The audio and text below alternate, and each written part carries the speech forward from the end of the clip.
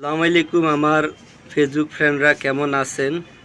আজকে আপনাদের সাথে কথা বলবো সিলেটের কানাইঘাটের আলোচিত শিশু হত্যা ঘটনা নিয়ে। মুনতাহা শিশু,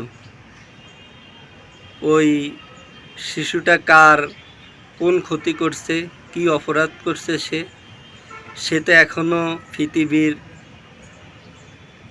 যে এত ফ্যাঁস, এত জটিলতা কিছুই ও জানে না।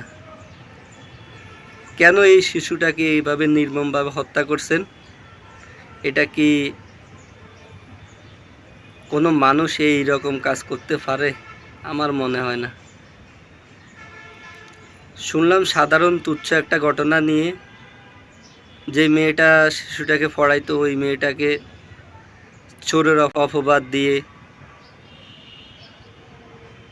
পড়ানি থেকে বাদ দিছে। তো এই তুচ্ছ একটা ঘটনাকে কেন্দ্র করে একটা শিশুকে এভাবে নির্মমভাবে হত্যা করা আসলে সমাজের এমন এক অবস্থা হয়ে গেছে এখন যে কোনো জায়গায় কেউ নিরাপদ নয়। তুচ্ছ একটা ঘটনা নিয়ে মানুষকে খুন করে ফেলতেছে। এটা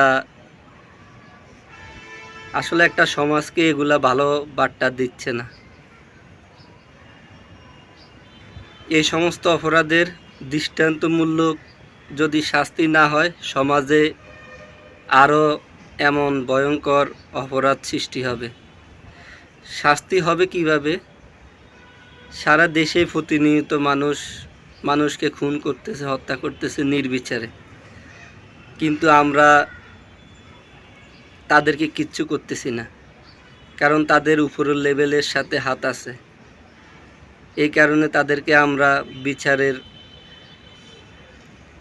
আওতায় না আনি তাদেরকে সমাজে স্বাধীনভাবে ঘুরতে দিচ্ছি। তো এই সমস্ত ঘটনার কারণেই আজকে এই মুনতাহার মতো হাজার হাজার শিশু, নিরীহ মানুষ প্রাণ দিতেছে। আসলে এগুলার বিচার যদি শক্ত হাতে না হয়, সমাজটা একটা ভয়াবহ পরিস্থিতির সম্মুখীন হবে। সরকারকে জানাই এই সমস্ত ঘটনার যেন পুনরাবৃত্তি না হয়, ভয়ঙ্কর শাস্তি যেন দেওয়া হয়, যেন একজনকে শাস্তি দেওয়ার মাধ্যমে আরও 10 জন সচেতন হতে পারে।